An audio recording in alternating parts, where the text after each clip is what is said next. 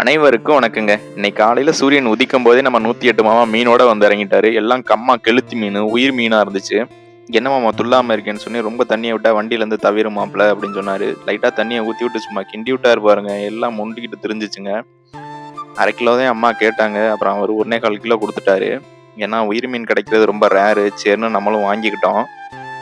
மாமாக்கு ஒரு நன்றியை சொல்லிட்டு மீன் சுத்தம் பண்ண வந்தாச்சுங்க. அம்மா மீனை ஃபுல்லாக க்ளீனாக சுத்தம் பண்ணிக்கிட்டு இருந்தாங்க. சாம்பாரில் தடவி எல்லா முள்ளையும் எடுத்துக்கிட்டு இருந்தாங்க. இது டக்கு டக்குன்னு வாஷ் பண்ணுறதுக்கு ஈஸியாக இருக்கும்ல.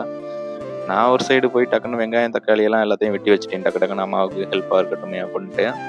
பெரிய வெங்காயம் தான் வெட்ட சொல்லுவாங்கன்னு நினச்சி கேட்டேன். ஹெல்ப் பண்ணலாம் பார்த்தா சின்ன வெங்காயம் தான் வெட்டணும் அப்படின்ட்டாங்க. சரி அப்புறம் சின்ன வெங்காயத்தையும் டக்கு டக்குன்னு வெட்டி கொடுத்துட்டீங்க. கெளுத்தி மீனில் பாதி வேலை முடிஞ்சதுக்கப்புறம் நான் பாதி வேலை நல்லா உலசுற வேலை தான். நல்லா வெள்ளிக்காசு மாதிரி வர்ற வரைக்கும் நல்லா உலசி எடுத்ததுக்கப்புறம் தான் உப்பு மஞ்சத்தூள் போட்டு நல்லா கலக்கி வீட்டுக்குள்ள எடுத்துகிட்டு வருவாங்க. சரி இந்த வேலையை அம்மா தான் நல்லா பார்த்துக்குவாங்களே, நம்ம போய் குழம்புக்கு ஊற்றுறதுக்கு புளியை ஊற வைப்பேன்னு சொல்லி வீட்டுக்குள்ள போயிட்டு நான் புளியை எடுத்து ஊற வைக்க போயிட்டேன். அப்புறம் சமையல் ப்ராசஸ் ஆரம்பிச்சாச்சுங்க. வெந்தயம், சோம்பு, வெங்காயம், தக்காளி, கருவேப்பிலை, வெள்ளைப்பூடுன்னு போட்டு அதுக்கான எல்லா ப்ராசஸையும் போட்டு ஒரு கிண்டு குழம்பு ரெடி பண்ணிக்கிட்டு இருக்கோங்க. இன்னொரு பக்கம் சோம்பு, வெந்தயம், மிளகெல்லாம் வந்து வாசனை திரவியமாக கடைசியாக போடுறதுக்காண்டி ரெடி பண்ணிக்கிட்டு இருந்தாங்க. அந்த ப்ராசஸ் ஒரு பக்கம் போயிட்டு இருந்துச்சு.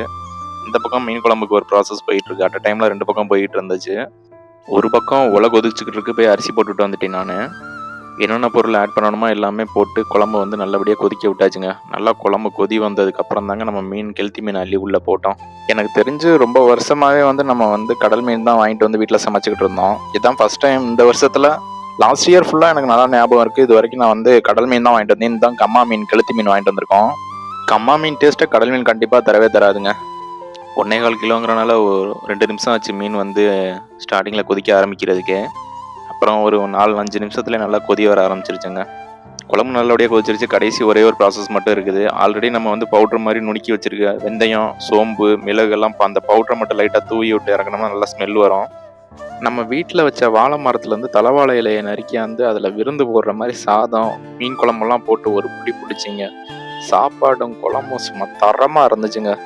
அதுவும் நம்ம கெளுத்தி கம்மா மீனுன்னா சொல்லவாங்க வேணும் சாப்பாடு. கம்மா மீனோட குழம்பே வேற லெவலில் தான் இருக்கும்.